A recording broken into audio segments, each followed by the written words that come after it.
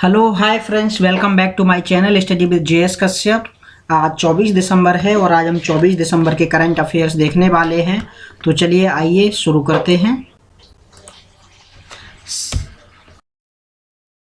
पहले हम 24 दिसंबर का इतिहास जानते हैं। तो आज के ही दिन 1986 में लोटस टेम्पल को खोला गया था पहली बार। उसके अलावा 1986 में आज के ही दिन जो आपका कंज्यूमर प्रोटेक्शन एक्ट है, जिसको उपभोक्ता संरक्षण अधिनियम कहते हैं, इसको पार्लियामेंट ने पारित किया था 1986 24 दिसंबर के दिन। उसके अलावा 1989 में भारत का पहला एम्यूजमेंट पार्क खोला गया था मुंबई में, जिसका नाम था एसल वर्ल्ड। ठीक है, तो एसल वर्ल्ड ये पहला आपका एम्यूजमेंट पार्क था जो मुंबई में खोला गया था। उसके अलावा 2000 में विश्वनाथन आनंद आज ही के ही दिन पहले बार भारत के वर्ल्ड चेस चैंपियन बने थे और ये भारत के पहले वर्ल्ड चेस चैंपियन थे विश्वनाथन आनंद, ये 2000 में बने थे आपके। उसके अलावा 2005 में यूरोपियन यूनियन ने जो आपका खालिस्तान जिंदाबाद फोर्स है, इसको टेररिस्ट लिस्ट में शामिल किया था। तो ये किया था 24 दिसंबर 2005।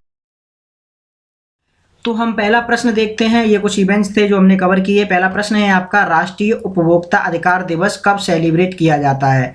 National consumer rights day. Option है आपके 15 मार्च, 24 दिसंबर, 22 अप्रैल या 18 दिसंबर। प्रश्न का सही आंसर है आपका 24 दिसंबर। 24 दिसंबर को ये सेलिब्रेट किया जाता है, national consumer rights day. Explanation देखते हैं हम। तो राष्ट्रीय उपभोक्ता अधिकार दिवस 24 दिसंबर को मनाया जाता है। इस दिन की स्थापना उपभोक्ता अधिकार अधिनियम 1986 के तहत की गई थी और यह दिन उपभोक्ताओं के अधिकारों की रक्षा करने और लोगों को इसके प्रति जागरूक करने के लिए मनाया जाता है। इसे सरकार ने बाजार के शोषण को नियंत्रित करने के लिए बनाया था, क्योंकि कई बार विक्रेता अधिक लाभ कमाने के चक्कर में उपभोक्ताओं के अधिकार का दुरुपयोग करते हैं। मतलब कोई गलत सामान दे देंगे, आउट ऑफ वारंटी का दे देंगे, उसका सही से उसमें मतलब सर्विस नहीं देंगे। तो ये अधिकार मतलब उनके अधिकार, जो आपके कस्टमर हैं उनके अधिकारों को संरक्षण करने के लिए इस दिन को इस्टेब्लिश किया गया था। 2022 की थीम देखते हैं तो फेयर डिजिटल फाइनेंस इस दिन की थीम रखी गई है। और देखिए, जो आपका भारत का राष्ट्रीय उपभोक्ता अधिकार दिवस है वो 24 दिसंबर को मनाया जाता है, जबकि इंटरनेशनल लेवल पर देखिए विश्व उपभोक्ता अधिकार दिवस है, ये 15 मार्च को मनाया जाता है। तो दोनों डेट मैंने ऑप्शन में भी दे रखी थी, आप गलत मत कीजिएगा। अगर इंटरनेशनल, अगर विश्व वाला आ जाएगा तो आप 15 मार्च लगाएंगे, और अगर भारत वाला आ जाएगा, राष्ट्रीय आ जाएगा, तो आप 24 दिसंबर लगाएंगे। अगला प्रश्न है आपका, हाल ही में किसे बिन फ्यूचर स्पेशल पुरस्कार दिया गया है? ये आपके अवार्ड 2022 में दिए गए हैं, आपको बताना किसे दिया गया है। ऑप्शन आपके प्रोफेसर थलपिल प्रदीप, सृष्टि बख्शी, शालिनी कुमारी या पूर्णिमा देवी बर्मन। प्रश्न का सही आंसर है प्रोफेसर थलपिल प्रदीप, इनको ये अवार्ड दिया गया है। थोड़ा हम इसका एक्सप्लेनेशन देख लेते हैं। तो ये आपके थलपिल प्रदीप हैं, इनको बिन फ्यूचर जो अवार्ड सेरेमनी है 2022 हुई है, इसमें ये अवार्ड दिया गया है। और ये एक इंडियन साइंटिस्ट हैं केमिस्ट्री के। कहाँ से हैं ये? IIT Madras, Indian institute of technology Madras से ये हैं। और इन्होंने बिन फ्यूचर स्पेशल प्राइज अवार्ड को प्राप्त किया है, जो कि 20 दिसंबर 2022 को हनोई में आयोजित हुआ था। हनोई कहाँ की राजधानी है, बता सकता है कोई मुझे? ठीक है, आप मुझे हनोई की राजधानी बता दीजिए। अगला है, उसके देख लेते हैं हम, इनको क्यों दिया गया है। क्योंकि इन्होंने लो कॉस्ट फिल्ट्रेशन सिस्टम को बनाया है, जो कि पानी में मौजूद आर्सेनिक और अन्य हैवी मेटल्स को जो जमीन से निकलते हैं उनको अलग कर देगा। इसके लिए इन्होंने एक इनोवेशन किया है। इनोवेशन का मतलब नया, मतलब कोई चीज़ बनाना, उसको इनोवेशन कहते हैं। इन्होंने बनाया है और तो इसलिए इनको अवार्ड दिया गया है। इनके अन्य अवार्ड की बात करते हैं तो इनको पद्मश्री अवार्ड मिला था 2020 में। इनको नेक की एशिया प्राइज मिला था 2020 में। वर्ल्ड एकेडमी ऑफ साइंसेस यानी TWAS का प्राइज दिया गया था आपको 2018 में। उसके अलावा शांति स्वरूप भटनागर प्राइज दिया गया था 2018 में। देखिए, अभी कुछ दिन पहले ये पूछा गया था कि शांति स्वरूप भटनागर जो प्राइज है वो किस क्षेत्र में दिया जाता है, तो ये साइंस के क्षेत्र में दिया जाता है। ये RRB में क्वेश्चन पूछा गया था। अभी जो 2022 की जो वैकेंसी हुई थी, 2022 में जो एग्जाम हुए थे सेकंड वाले, उसमें ये क्वेश्चन पूछा गया था। तो ये जो बिन फ्यूचर प्राइज हैं आपके, ये 3 कैटेगरी में दिए जाते हैं। 3 मतलब कैटेगरी हैं इसकी, फीमेल इनोवेटर्स को भी, डेवलपिंग कंट्री इनोवेटर्स या फिर इनोवेटर्स विद आउटस्टैंडिंग अचीवमेंट, इस इनके इमर्जिंग फील्ड में ये अवार्ड दिए जाते हैं। और इसमें जो नॉमिनेशन 1000 मतलब नॉमिनेशन लगभग आए थे 71 देशों से। और ये जो प्राइज सेरेमनी है ये आपकी हनोई में की गई थी। हनोई कहाँ की राजधानी है? वियतनाम की राजधानी है। आपने आंसर नहीं किया है तो हमने इसको बता दिया, हनोई की राजधानी है आपकी हनोई। अगला प्रश्न है, हाल ही में किसे पहला रोहिणी नैयर पुरस्कार दिया गया है? ये फर्स्ट है इसलिए इंपॉर्टेंट है, आपको बताना है किसे दिया गया। ऑप्शंस आपके शालिनी कुमारी, सैरी थम, आपका जो आपका सैरी केम, इसको सैरी कम पढ़ेंगे, सैथरी केम संगतम, बद्री नारायण या अनीस अशफाक। प्रश्न का सही आंसर यही हो जाएगा, सैथरी केम संगतम, इनको ये अवार्ड दिया गया है। तो ये आपके सैथरी केम संगतम है, इनको अवार्ड दिया गया है। और ये जो अवार्ड है ये पहली बार दिया गया है। और ये क्यों दिया गया है? इन्होंने जो आपके सैथरी केम संगतम है, इन्होंने हेल्प किया है ट्रिपल इनकम करने में। यानी 1200 जो आपके मार्जिनलाइज्ड फार्मर थे, यानी जो हाशिए पे चल रहे थे फार्मर यानी किसान, उनकी इनकम को 3 गुना करने के लिए इनको अवार्ड दिया गया है। इन्होंने जो ईस्टर्न नागालैंड है वहाँ पर किसानों की आय को 3 गुना करने में काफ़ी मदद की है, इसलिए इनको ये रोहिणी नैयर प्राइज जो प्राइज है इनको इनके आउटस्टैंडिंग कंट्रीब्यूशन के लिए इनको प्रदान किया गया है। और ये जो प्राइज है आपका इंडिविजुअल 40 ईयर्स से कम के एज वालों को दिया जाता है। और इसको दिया है नीति आयोग के जो 22 चेयरमैन है सुमन बेरी, ये आपके 22 चेयरमैन है, इन्होंने इनको अवार्ड दिया है। तो ये अवार्ड की जो आपकी जूरी थी, यानी जिसको जूरी का मतलब जो निर्णायक मंडली होती है उसको जूरी कहते हैं, सिलेक्ट किया गया था। उसमें आपके डॉक्टर अशोक खोसला और फाउंडर ऑफ अल्टरनेटिव जो आपके डेवलपमेंट अल्टरनेटिव हैं, डॉक्टर राजेश टंडन थे जो फाउंडर आपके प्राया के हैं, और मिस रेनेना झाओवाला ये नेशनल कोऑर्डिनेटर सेवा की हैं। तो ये इसकी जोड़ी में शामिल थे, इन्होंने इनका नाम सिलेक्ट किया था सैथरी केम संगतम। तो ये आपको और देख लेते हैं हम इनके बारे में। The prize had been instituted by the family of the late doctor Rohini Nayyar, मतलब जो स्वर्गीय डॉक्टर रोहिणी नैयर हैं उनकी फैमिली के द्वारा इसको इस्टेब्लिश किया गया है। और जो भी आपके रूरल डेवलपमेंट के लिए काम करते हैं उनको ये अवार्ड दिया जाता है। डॉक्टर नायर एक वेल नॉन इकोनॉमिस्ट थे आपके and former principal adviser to the erstwhile planning commission, one of the India foremost authority on rural development. She passed away in October 2021। ये 2021 में गुजर गए थे और ये रूरल डेवलपमेंट में इन्होंने काफ़ी योगदान दिया है और ये एक अर्थशास्त्री थे। इनके नाम पर ही इस अवार्ड को शुरू किया गया है, डॉक्टर रोहिणी नैयर, और ये पहली बार दिया गया है और पहली बार ही आपका सैरी केम संगतम को दिया गया, इसलिए इंपॉर्टेंट है। अगला प्रश्न है आपका, देश का पहला ग्रीन स्टील बॉन्ड किसके द्वारा लॉन्च किया गया है? ऑप्शंस आपके ज्योतिरादित्य सिंधिया, अनुराग सिंह ठाकुर, सर्बानंद सोनोवाल या जगदीप धनगर। प्रश्न का सही आंसर है आपका ज्योतिरादित्य सिंधिया। ज्योतिरादित्य सिंधिया ने इसको अभी लॉन्च किया है। तो ये जो अवार्ड है वो आपका केंद्रीय इस्पात मंत्री आपके ज्योतिरादित्य सिंधिया, इन्होंने ये अवार्ड दिया है। और ये एक और मंत्रालय संभालते हैं, कौन सा मंत्रालय? जो आपका उड्डयन मंत्रालय, वो भी ये संभालते हैं। ये भारत का पहला ग्रीन बॉन्ड आपका बॉन्ड होगा स्टील का, जो कल्याणी फॉरेस्टा को मतलब दिया गया है। और ये जो कल्याणी फॉरेस्टा ये पुणे में स्थित स्टील कंपनी है और इन्होंने अपने नवीकरणीय ऊर्जा का उपयोग किया है इस स्टील को बनाने में, जिससे पर्यावरण में 0 कार्बन पदचिह्न छोड़े गए हैं। मतलब इसको स्टील को बनाने में आपका जो कार्बन का उत्सर्जन है वो 0 के बराबर हुआ है। और उसके अलावा देखेंगे इसमें व्यापक रूप से किए जाने वाले कोकिंग कोयले की बजाय इसमें कम कार्बन ऊर्जा स्रोतों जैसे हाइड्रोजन, कोयला गैसीकरण और बिजली का उपयोग करके ग्रीन स्टील का निर्माण किया जाता है। जो ये प्रक्रिया है इसमें कंपनी ने 76,484 कुल कार्बन डाइऑक्साइड यानी जो आपकी CO2 है इसको बचा लिया है और पानी की खपत को भी 10% की कमी की है और अपने कचरे का 99.4% जो उनका कचरा है उसका पुनर्नवीकरण किया है, मतलब इसको रिसाइकल किया है। तो इसीलिए इसको लॉन्च किया गया है। आप इसको पहला ग्रीन बॉन्ड बताया गया है। और जो इसको ग्रीन स्टील किसे कहते हैं, यानी जीवाश्म ईंधन का बिना उपयोग किए हुए जिस स्टील को बनाया जाता है उसको ग्रीन स्टील कहते हैं। और इससे क्या होगा, आपका जो पर्यावरण में कार्बन की मात्रा कम होगी। अगला प्रश्न है, काफ़ी अच्छा प्रश्न है, अभी चर्चा में रहा है। आईपीएल के इतिहास, क्रिकेट के इतिहास में सबसे महंगे खिलाड़ी कौन है, आपको बताना है कौन से सबसे मोस्ट एक्सपेंसिव प्लेयर हैं। ऑप्शन आपके युवराज सिंह इंडिया के हैं जो, या तो Chris Morris South Africa, Sam Curran आपके इंग्लैंड, या फिर ईशान किशन इंडिया। प्रश्न का सही आंसर है सैम कुर्रन इंग्लैंड, यानी सैम कुर्रन जो इंग्लैंड के प्लेयर हैं ये ऑक्शन में सबसे महंगे खरीदे गए हैं। एक्सप्लेनेशन देख लेते हैं। तो ये आपके सैम कुर्रन हैं जो कि एक ऑलराउंडर हैं, ये फास्ट बॉलिंग करते हैं और बैटिंग भी कर लेते हैं, और ये इंग्लैंड के प्लेयर हैं और इनको सबसे ज़्यादा महंगा भी खरीदा गया है। आईपीएल जो ऑक्शन 2023 हुआ है इसमें, और इनकी जो कीमत है यानी 18.5 करोड़। ये आपकी अगर इसको इतनी बड़ी धनराशि में खरीदा गया है, और ये किसने खरीदा है, आपका किंग्स 11 पंजाब जो फ्रेंचाइजी है इन्होंने इसको खरीदा है। और जो ये अगले आईपीएल जो होने वाले हैं 2023 में, इसके लिए इनको बोली लगाई गई है। आईपीएल के बारे में थोड़ा सा जान लेते हैं। तो आईपीएल का भी अब सर ये बता, मैंने इसमें नोट नहीं किया है, इसका स्पॉन्सर कौन है अभी, ठीक है, स्पॉन्सर आप मुझे बता दीजिए, तब तक मैं इसके बाकी चीज़ें कवर करता हूं। तो इसकी स्थापना 2007 में की गई थी, ललित मोदी की जो मेंबर थे आपके बीसीसीआई के, इनके द्वारा। लेकिन इसका जो पहला एडिशन था, पहला संस्करण 2008 में खेला गया था, और पहला संस्करण जीता किसने था आपका, कोई बता सकता है मुझे। राजस्थान जो आपकी रॉयल्स है इसने ये पहला संस्करण जीता था आपका आरआर। और 2022 का जो संस्करण है यानी जो लास्ट सीजन है वो किसने जीता था, गुजरात टाइटंस ने जीता था, जिसके कप्तान आपके हार्दिक पांड्या थे। और ये उस समय 2022 की ये नई टीम थी।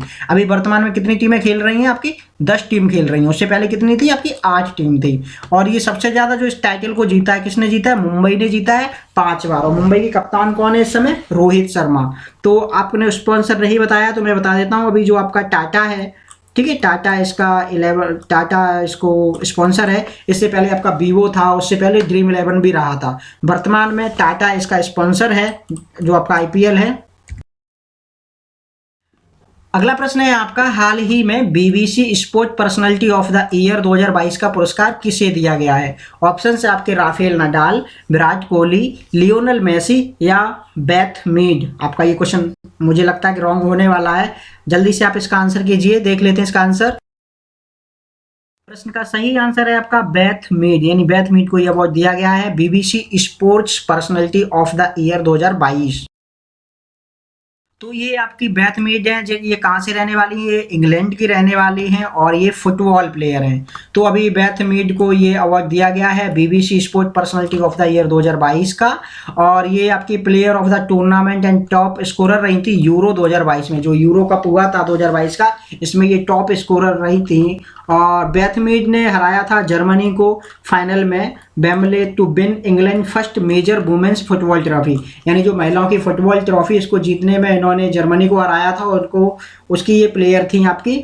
और इन्होंने जो ये कंपटीशन हुई थी इसमें इन्होंने बेस्ट बेन स्टोक जो कि क्रिकेट के प्लेयर हैं इंग्लैंड के, और आपके एक ओ सुलिवन, इनको पीछे छोड़ के ये मुकाम हासिल किया है। नाम याद रखना आपका बेथ मीड है, जिनको BBC sport personality of the year 2022 से सम्मानित किया गया है। ओके, ठीक है, नेक्स्ट देखते हैं। अगला प्रश्न है आपका, हाल ही में रविन्द्रनाथ टैगोर साहित्य पुरस्कार 2021 और 22 किसने जीता। ये पुरस्कार एक साथ आपके दिए गए 21-22, तो आपको बताना किसने जीता है। ऑप्शन है आपके Sudeep Sen, Shobhana Kumar, both A and B, none of the above. प्रश्न का सही आंसर है बोथ ए एंड बी, यानी आपके जो सुदीप कुमार हैं और शोभना कुमार हैं, दोनों ने ये पुरस्कार जीता है। तो आपके सुदीप कुमार, शोभना कुमार और एक और है आपके संजय के रॉय, इन्होंने को कला, साहित्य और सामाजिक योगदान के क्षेत्र में अपने योगदान के लिए रविंद्रनाथ टैगोर लिटरेरी पुरस्कार और सामाजिक योगदान के लिए टैगोर पुरस्कार जीता है। देखिए, जो आपका साहित्य पुरस्कार ये इन 2 लोगों ने जीता है, और तीसरा जो टैगोर पुरस्कार है वो आपका संजय के रॉय ने जीता है। और ये जो पुरस्कार हैं आपके इंडिया इंटरनेशनल सेंटर में जो आयोजन किया गया था, वहाँ पर ये पुरस्कार दिए गए हैं। सुदीप सेन को देखिए यहाँ पर, तो सुदीप सेन ने जो एक रचना की है आपकी, इनका संग्रह है, फोटोग्राफी संग्रह anthropocene, climate change, contagion and consolation, ये इनका संग्रह है फोटोग्राफी का और ये आपके गद्य का, इसमें लिए इनको दिया गया है। इन्होंने इसमें बहुत अच्छा काम किया है। उनकी महामारी पर लिखी कविताएं उपचार, संवेदनशीलता की ओर इशारा करती हैं, जो अभी भी सामान्य मानवीय रिश्तों में मौजूद हैं। जो आपके कोविड से प्रभावित हुए हैं उनके बारे में ये बताया गया है। उसके अलावा ये तो हो गया सुदीप, जो सुदीप सेन ने आपका ये लिखा है। उसके अलावा एक और नाम है शोभना कुमार। इनको किस लिए दिया गया है? इनको दिया गया है आपका a sky full of bucket list, ठीक है, इनको इसलिए अवार्ड दिया गया है। हम देख ले, तो ये आपके सुदीप सेन हैं और ये आपकी जो लेडीज है शोभना कुमार, इन दोनों को 2020-21 का ये अवार्ड दिया गया है, रविन्द्रनाथ टैगोर लिटरेरी प्राइज। उसके अलावा जो संजय के रॉय हैं इनको टैगोर अवार्ड दिया गया है, जो कि आपका योगदान के लिए है। किसमें योगदान है आपका? इनका योगदान है सामाजिक सेवा में। अगला प्रश्न है आपका, दक्षिण एशिया में 2024 पेरिस ओलंपिक प्रसारण के अधिकार किसे दिए गए हैं? यानी जो 2024 का, देखिए दो चीजें ऐसे क्लियर हो जाएंगी कि 2024 का ओलंपिक कहाँ होने वाला? पेरिस में होने वाला है। आपको ये बताना है इसके जो ब्रॉडकास्टिंग के जो राइट हैं वो किस कंपनी को दिए गए हैं, किस नेटवर्क को दिए गए हैं। ऑप्शन है आपके Sony Sports Network, Hotstar, Viacom 18 या फिर ESPN क्रिकेट। प्रश्न का सही आंसर है आपका वायाकॉम 18। वायाकॉम 18 को ये प्रसारण के अधिकार अभी दे दिए गए हैं। एक्सप्लेनेशन देख लेते हैं। तो अभी वायाकॉम जो 18 मीडिया प्राइवेट लिमिटेड है, ये आपको ये ब्रॉडकास्टिंग जो ओलंपिक गेम्स हैं आपके पेरिस में होने वाले 2024 में, इसके राइट्स दे दिए गए हैं। और कहाँ पर? ये साउथ एशिया के लिए दिए गए हैं, जिसमें आपका भारत, बांग्लादेश, भूटान, मालदीव, नेपाल, पाकिस्तान और श्रीलंका में जो ये आपका ब्रॉडकास्ट होगा, इसके राइट्स ये होंगे, देंगे। ये जो राइट्स हैं आपके वायाकॉम 18 करने वाला है। और इसके अलावा इसको जो आपका शीतकालीन आपका युवा ओलंपिक गेम है, यानी विंटर यूथ ओलंपिक गेम्स 2024 का है, जो गंगवान में आयोजित किया जाएगा, इसके भी राइट वायाकॉम को ही दिए गए हैं। तो ये आपकी जो साउथ एशिया में नेशंस हैं आपके यहाँ पर हमने नोट किए हैं, बांग्लादेश, भूटान, इंडिया, मालदीव्स, नेपाल, पाकिस्तान और श्रीलंका। इसमें जो आपकी ब्रॉडकास्टिंग होने वाली है वो दोनों की, चाहे आपका विंटर हो या फिर आपका जो ओलंपिक गेम है, जो एक यूथ का है और एक आपका नेशनल है, दोनों के जो आपके ब्रॉडकास्टिंग है वो आपको वायाकॉम 18 को दी गई है। अगला प्रश्न है आपका, हाल ही में फिजी का नया प्रधानमंत्री किसे बनाया गया है? तो ये फिजी की नई प्राइम मिनिस्टर कौन बना है? इसमें ऑप्शन आपके सितविनी राबुका, बेनिमा रामा, मैट्टे फ्रेडरिक्सन या फिर लूला डी सिल्वा। प्रश्न का सही आंसर है आपका सितविनी राबुका। एक्सप्लेनेशन देख लेते हैं। आपके सितविनी राबुका हैं, जिनको अभी फिजी का प्राइम मिनिस्टर नया बनाया गया है। और इनकी पार्टी ने किसे हराया है? आपके जो फ्रैंक जो बेनिमा रामा है, इनका 16 साल की जो मतलब सत्ता रही थी, उनको हराया है। और इसमें नए ये प्रधानमंत्री बन गए हैं आपके फिजी के। और ये फिजी की इनकी पार्टी का नाम देखते हैं तो इनकी फिजी का पार्टी का नाम है पीपल्स अलायंस, जो इनकी पार्टी है। और इन मतलब बाकी की जो पार्टियां हैं, बाकी की कुछ पार्टियों ने इनको सपोर्ट किया है, तो इनकी जो सरकार है वो आपकी संगठन से बनी हुई है। फिजी की लोकेशन देखते हैं तो ये पूरे विश्व का नक्शा है। और यहाँ पर ये देखिए, यहाँ पर ऑस्ट्रेलिया है आपकी, और ये जो दिख रहा है ना राउंड में, ये आपकी फिजी है। हमने फिजी को थोड़ा सा यहाँ पर एलोबरेट किया है, तो आप ये देखिए, फिजी एक आइलैंड है बहुत सारे, इसको पूरा फिजी आइलैंड कहा जाता है, ठीक है। तो ये फिजी का जो आपका ये मुख्य शहर है, जैसे सुवा है इसका, और बहुत छोटे छोटे शहर है। और ये किस महासागर में आपका? ये आपका हो जाएगा प्रशांत महासागर में। तो ये प्रशांत महासागर में है आपका फिजी आइलैंड। तो अगला प्रश्न है आपका, भारत का एक राष्ट्रपति होगा, यह प्रावधान संविधान के किस अनुच्छेद में दिया गया है? तो there shall be a president of India is given in which article of constitution. Option है आपके आर्टिकल 51, आर्टिकल 52, आर्टिकल 53 या फिर आर्टिकल 54। प्रश्न का सही आंसर है आपका आर्टिकल 52। 52 में ये कहा गया है कि भारत का एक राष्ट्रपति होगा। आर्टिकल 51 किससे है? ये आपका इंटरनेशनल पीस और सेफ्टी से, सिक्योरिटी से रिलेटेड। अनुच्छेद 52 आपका ये कहता है कि भारत का एक राष्ट्रपति होगा। उसके अलावा अनुच्छेद 53 को देख लेते हैं, तो ये संघ की कार्यपालिका शक्ति यानी the executive power of union, इसके बारे में बताया गया है। और जो आपका अनुच्छेद 54 है वो राष्ट्रपति का निर्वाचन कैसे होगा उसके बारे में बताया गया, उनकी निर्वाचक मंडली के बारे में बताया गया है। और जो आपके प्रोसेस है, सॉरी इसमें देखिए निर्वाचन आपका इलेक्शन ऑफ प्रेसिडेंट कैसे होगा और उनको निर्वाचन कैसे किया जाएगा, उनके निर्वाचन की जो आपका तरीका है वो क्या है, वो आर्टिकल 55 में बताया गया है। तो दोनों अलग अलग है, 54 उनका जो निर्वाचक मंडली है, उनका जो निर्वाचन है उसके बारे में किया गया है। लेकिन निर्वाचन जो इनका एकल संक्रमणी जो पद्धति है उसके द्वारा जो आपका इनका निर्वाचन किया जाता है आर्टिकल 55 में बताया गया है। 56 में का राष्ट्रपति की जो पदावधि है वो क्या रहेगी, यानी प्रेसिडेंट्स का जो टर्म रहेगा ऑफिस का वो क्या रहेगा, वो 56 में बताया गया आर्टिकल में। और आर्टिकल 57 में जो एलिजिबिलिटी है री इलेक्शन की वो क्या होने वाली है, ये आर्टिकल 57 में एक्सप्लेन किया गया है। वर्तमान में आपकी जो राष्ट्रपति हैं जो द्रौपदी मुर्मू आपकी वर्तमान में राष्ट्रपति हैं और ये 15वीं राष्ट्रपति है भारत की, और ये 25 जुलाई 2022 को इन्होंने शपथ ली थी, तब से ये भारत की वर्तमान में भी राष्ट्रपति बनी हुई है। कुछ हम न्यूज़ देख लेते हैं। तो अभी तमिलनाडु सरकार ने घोषणा की है कि जनवरी 2023 में मनाए जाने वाले पोंगल त्यौहार पर पूरे राज्य में जो राशन कार्ड धारक हैं उनको 1000 रुपये और 1 किलो चीनी और चावल दिए जाएंगे। 1 किलो चावल दिया जाएगा, उसके साथ में चीनी भी दी जाएगी और 1000 रुपये दिए जाएंगे। तो जो गरीब परिवार है, जो राशन धारक है, उनको सबको ये योजना दी जाएगी पूरे राज्य में। ये त्यौहार आपका जनवरी में मनाया जाता है। उसके अलावा आपका दिसंबर 2022 में जम्मू कश्मीर में बांदीपुरा जिले में, बांदीपुरा जो जिला है उसमें अपनी तरह का पहला जनजातीय शीतकालीन महोत्सव इन्होंने सेलिब्रेट किया है। तो ये पहली बार मनाया गया है, इसलिए कभी एग्जाम में ये देखने को मिल सकता है। तो नाम है इसका जनजातीय शीतकालीन महोत्सव। कहाँ मनाया गया? जम्मू कश्मीर में, जम्मू कश्मीर के भी बांदीपुरा जिले में, और ये दिसंबर 2022 में मनाया गया। कुछ बल लाइनर देख लेते हैं यहाँ पर। अभी श्रीलंका और रूस ने भारतीय रुपए में व्यापार करने के लिए जो आपका सहमति व्यक्त की है, इससे भारतीय रुपए को मजबूती मिलेगी। इसके अलावा जो NHPC लिमिटेड है, इसने 15वें इनर्शिया जो आपका अवार्ड 2022 हुआ है, इसमें भारत की सबसे सर्वश्रेष्ठ आपकी वैश्विक प्रतिस्पर्धा विद्युत कंपनी के विजेता के रूप में इसको सम्मानित किया गया है। और यह अवार्ड जल विद्युत और नवीकरणीय ऊर्जा के क्षेत्र में प्रदान किया गया है। किस कंपनी को? NHPC, और ये आपकी विद्युत कंपनी है। इसके अलावा आपकी जो UIDAI यानी भारतीय विशिष्ट पहचान प्राधिकरण है, इसने 23 दिसंबर 2022 को सरकारी क्षेत्र में डेटा सुरक्षा परिषद का सर्वश्रेष्ठ सुरक्षा कार्य प्रणाली पुरस्कार जीता है। उसके अलावा अनुराग सिंह जो ठाकुर है आपके वर्तमान में ब्रॉडकास्टिंग और जो आपके खेल मंत्री है, इन्होंने कर्नाटक के उडुपी में राष्ट्रीय स्तर की कबड्डी चैंपियनशिप का उद्घाटन किया है। तो ये आपकी उडुपी कर्नाटक में ये आपकी कबड्डी चैंपियनशिप का उद्घाटन किया गया है अनुराग सिंह ठाकुर के द्वारा। तो ये कुछ क्वेश्चंस थे जो हमने कवर किए। आई होप आपको वीडियो पसंद आया होगा, और अगर आपको वीडियो पसंद आया तो हमारे चैनल को सब्सक्राइब कीजिए, लाइक कीजिए, शेयर कीजिए अपने साथियों के साथ, ताकि उनको भी आने वाले एग्जाम्स में लाभ मिल सके। तो हम आपको जाते जाते एक प्रश्न की तरफ छोड़े जाते हैं।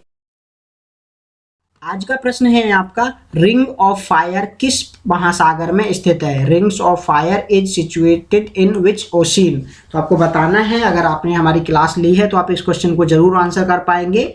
तो आपको वीडियो पसंद आया है तो हमारा चैनल सब्सक्राइब कीजिए, लाइक कीजिए और हमारा अपना स्नेह और दुलार यूं ही देते रहिए। मिलते हैं आपको नए वीडियो में कुछ नई प्रश्नों की सीरीज के साथ, नई ऊर्जा के साथ। तब तक के लिए नमस्कार, जय हिंद।